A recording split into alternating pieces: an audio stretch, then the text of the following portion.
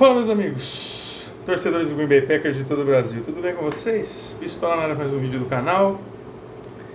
E lá se foi a temporada 2021 da NFL, lá se foi o Super Bowl 55 para o espaço, uma conquista incontestável do Tampa Bay Buccaneers, vitória por 31-9 sobre o Kansas City Chiefs, não dando a menor chance para Patrick Mahomes nesse jogo, que demonstra mais uma vez que a gente tem que tirar o chapéu para o Tom Brady, né, que superou todos os limites possíveis e imagináveis dentro dessa modalidade. O cara realmente é um dos melhores de todos os tempos, e foi para Tampa e construiu em torno dele uma equipe extremamente forte para conquistar campeonatos também. Você vê que ele, com 43 anos, ainda queria se provar quando saiu do New England Patriots, provar para o mundo inteiro que não era que os Patriots jogavam em função dele e não o contrário. E para isso, Tampa Bay se estruturou de tal forma, ofensivamente e defensivamente, que o Tom Brady seria a cereja do bolo. Seria o complemento ideal para que Tampa tivesse num patamar tamanho para disputar um Super Bowl. E logo na sua primeira temporada já foi lá e pimba, 7º anel, né, em 10 Super Bowls, 7 conquistas, né, e como disse, só cabe a gente realmente tirar o chapéu e ter em mente que o cara é diferenciado, né? A gente pode contestar algumas coisas, que ele é meio arrogante, que tem certo pacto com as zebras, que de certa forma pode ser um pouco verdade, porque ontem mais uma vez teve lances capitais ali, não capitais, mas lances importantes no jogo, onde a arbitragem se posicionou de forma bem contestável e a favor de Tampa Bay, assim como foi na final da NFC também, em 2 lances contra os Packers. Mas ontem esses erros não foram capitais, não foram decisivos para a partida, porque Kansas não teve a menor chance, né, de buscar o resultado, se contentando apenas com 3 field goals em todo o jogo. Mahomes com uma das suas piores partidas, os seus piores ratings da história, sendo absolutamente pressionado por uma das defesas mais agressivas que eu vi nos últimos tempos. Que trabalho fantástico do Todd Bowles e companhia, né? E a gente tem muito a aprender com eles, porque é uma equipe que no momento decisivo, na hora do jogo grande, dá conta do recado. Não foi o nosso caso, que quando precisamos de algo a mais, acabamos falhando. É a famosa equipe que cresce no momento certo, né? Com jogadores que crescem no momento certo. A temporada regular de Tampa foi muito oscilante, né? Muitos altos e baixos. Como altos, teve aquela vitória cachapante em cima de Green Bay, né? Depois da bye, ali na semana 6, com um desempenho já fantástico daquela defesa, que melhorou ainda mais ao longo da temporada. Mas teve baixos também, como uma derrota para o Chicago Bears, que ninguém imaginava, onde o desempenho foi muito abaixo, e passaram até a contestar essa equipe de Tampa Bay, se ela seria realmente uma das mais fortes ali da NFC ou não. E no final se provou que realmente foi. Mas depois que foi para pós-temporada, tudo mudou, cara. Tudo mudou, o desempenho cresceu assustadoramente, enquanto das outras equipes foi caindo. E eles se aproveitaram disso com muita sabedoria, né, com muita concentração, muita consciência. Então, nada a dizer, cara. Fazem jus absolutamente essa conquista. Só que eu deixei uma situação meio intrigante até no meu Twitter, que diz respeito ao seguinte: essa vitória de Tampa ontem, ela pode ser analisada por 2 aspectos. Primeiro, se ela pode valorizar, entre aspas, a derrota que nós tivemos para eles na final da NFC, do ponto de vista do nosso desempenho defensivo, do nosso desempenho ofensivo e principalmente da linha ofensiva. Desempenho ofensivo porque nós fizemos 26 pontos em Tampa, nós anotamos touchdowns e só, né, não vencemos o jogo por equívocos próprios, né? Pelo desempenho da linha ofensiva, que permitiu poucas pressões até ao Aaron Rodgers em relação ao que nós vimos ontem em cima do Patrick Mahomes. O Rodgers teve certo tempo ainda para pensar algumas jogadas no pocket, o Mahomes não teve tempo para respirar. Então isso exalta também o trabalho da nossa linha ofensiva, que mesmo sem o David Bakhtiari conseguiu, né, se manter forte, né, se superar para conseguir ainda proteger ao máximo Aaron Rodgers, embora ele tenha sofrido alguns sacks, tenha, né, ocasionado se ocasionado alguns turnovers em relação a isso, desde aquele jogo lá na semana 6, né? Mas perto da dificuldade que o Mahomes teve ontem de produzir, nossa linha ofensiva foi muito superior à linha ofensiva do Kansas City, né? E do ponto de vista defensivo, eu acho que ambas se equivaleram, tanto a nossa quanto a dos Chiefs. Ambas levaram 31 pontos. Ambas tiveram muita dificuldade também na marcação, né, no segundo nível. Secundária, tanto a nossa com Kevin King, quanto a deles com o Breeland, o Matthew, sofreram demais com os recebedores. Mike Evans detonou o Breeland, né? Teve o Antonio Brown também, o Chris Godwin e o Rob Gronkowski, né? Que ninguém dava nada também, chegou lá para curtir umas férias e no jogo que ele precisou aparecer, ele apareceu, foi decisivo, 2 touchdowns e o Super Bowl garantido para eles. Então, como eu disse, jogadores que crescem no momento decisivo. Então, essa é uma análise. Se essa vitória de Tampa ontem, da forma como foi, se valoriza a nossa derrota. Digamos assim, o Packers deu mais trabalho do que o Kansas. Se o Packers chegasse no Super Bowl contra o Kansas, não sei como seria. Poderíamos perder o jogo, sim, porque não tenho dúvida que a gente não conseguiria pressionar o Mahomes da forma como o front seven dos Bucs pressionou, mas não dá pra gente prever como seria. Então, uma análise é essa, né?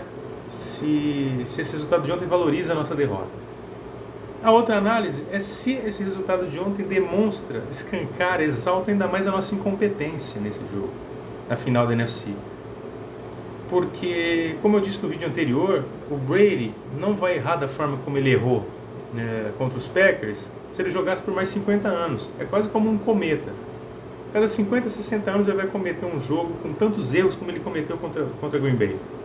3 turnovers, 3 interceptações que nós não aproveitamos, não capitalizamos, não botamos na conta e isso fez uma falta tremenda. Claro, além daquela 4ª-1 que nós fomos para o field goal, além daquela jogada de indecisão do Rodgers que podia muito bem ter corrido para a end zone, mas os Packers tiveram a faca e o queijo na mão para vencer o jogo, porque o Brady não estava numa tarde de Tom Brady, não estava numa tarde normal. 3 turnovers para o Tom Brady num jogo não é uma tarde normal. E quem imagina que uma equipe que sofra 3 turnovers ainda vence um jogo é louco, mas foi isso que aconteceu. E então, por esse outro prisma, a gente pode analisar que o resultado de ontem demonstra, reforça a nossa incompetência em não ter aproveitado essas inúmeras oportunidades que Tampa Bay deu pra gente. Então, passado essa análise breve do Super Bowl 55, absolutamente justa e em boas mãos, acho que a gente vai ter que ter muita paciência, porque o Brady ainda disse que ia jogar pelo menos mais 2 temporadas, e agora ele está na NFC, né, para o nosso azar. Com certeza, nessas 2 próximas temporadas que ele continuar por lá, eles vão brigar sim por Super Bowl, vão estar no nosso caminho e a gente vai ter que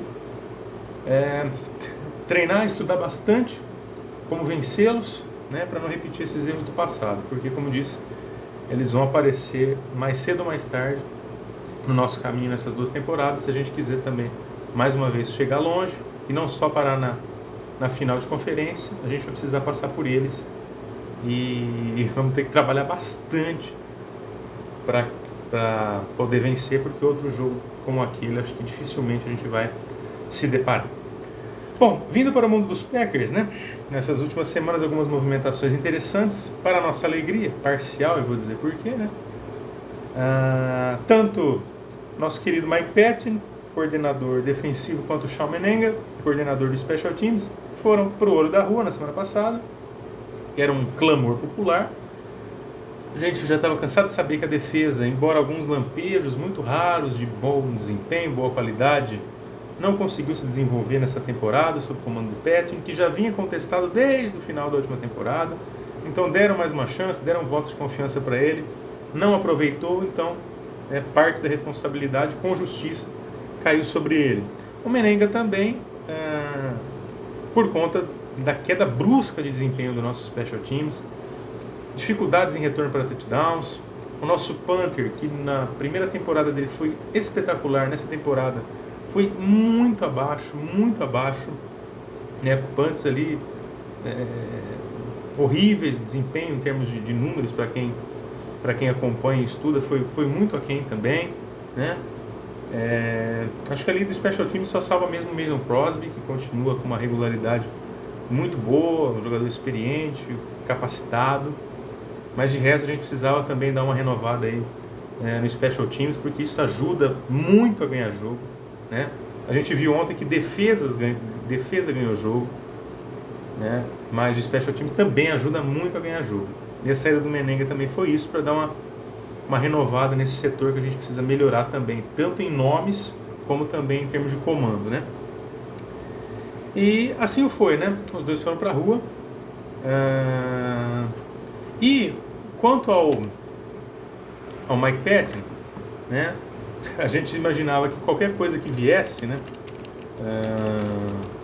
para o lugar do Mike Patton seria muito melhor do que já estava, né? Mas infelizmente os Packers analisaram cerca de 3 ou 4 nomes, né? E acabaram tomando uma decisão, ao meu ver, muito equivocada. Dizem que foi uma decisão que passou muito pelo crivo do Matt LaFleur. Acho que ele mandou muito mal nessa, porque era uma terceira, quarta ou quinta opção na lista, que foi o Joe Barry, que vinha trabalhando no Los Angeles Rams como coordenador de linebackers. Teve passagem por Washington Redskins, por Detroit Lions, com campanhas vexatórias, com números pífios, né, defensivos. Como coordenador defensivo, os números dele são ridículos. Como coordenador de outras unidades um pouco melhor. Isso deixa a gente muito decepcionado, muito com o pé atrás do que pode acontecer. A não ser que o Matt LaFleur não dê a ele tanta autonomia assim e queira desenvolver com ele um método, um modo de defesa, né, que o LaFleur queira implantar. Mas olhando assim a grosso modo pelos números dele, pelo desempenho nas equipes por onde ele passou, é realmente muito preocupante. É preocupante que a gente consiga ainda piorar essa defesa que já não rendia tanto. E então, por isso que eu disse agora há pouco, para a nossa alegria parcial, porque daqui a pouco é capaz a gente estar pedindo a volta do Mike Patton, viu? Vamos esperar, né? Vamos dar uma volta de confiança pro cara, esperar as primeiras semanas aí da temporada, para ter uma ideia, mas a gente pode ainda se arrepender de ter feito a campanha do Fire Patton, né? Porque a gente não sabia como isso ia... que a gente ia trazer um cara, de certa forma, em números, né, e em desempenho, inferior ao Mike Patton. A gente esperava qualquer coisa que viesse fosse melhor que isso. Mas não conseguimos, né? Quanto a movimentações do elenco, né? Estamos aguardando questões de renovação. Aaron Jones, muito difícil de renovar. Fizeram uma proposta salarial para ele ali que num primeiro momento não agradou. Ele quer algo que se equipare aos 5 melhores running backs da liga. Acho que é um pouco exagerado para o cap disponível dos Packers. Então estou muito reticente, não muito otimista que ele fique, assim como o Corey Linsley também não. O Jamal Williams trocou o seu agente também nas últimas horas aí. É um outro jogador que também precisa ser estudado, o caso da extensão contratual. E o certo é que se a gente perder esses dois running backs, só teremos aí basicamente o A.J. Dillon para nos conduzir na próxima temporada. Não acho que os dois saiam, acho que está mais pro Aaron Jones do que pro Jamal Williams, né? Mas então, é isso aí, galera. Agora vem essa off-season longa e dolorosa. Em breve eu volto com mais vídeos falando do draft, analisando alguns prospectos aí, o foco que os Packers deverão direcionar aí para esse próximo draft, para a gente não passar vergonha, né, em mais um draft, né? A gente fica tão ansioso por essa data e chega, aquela expectativa vai sempre por água abaixo. Espero que não seja assim esse ano. E é isso, galera. Vamos curtir essa off-season complicada pra gente, onde ficamos pelo caminho mais uma vez, por muito pouco, por detalhes, mas mais por responsabilidade nossa até do que mérito do adversário. Beleza, meu povo? Então em breve eu volto com mais vídeos no canal, agora já mirando o draft 2021. Grande abraço a todos. Go Pack Go!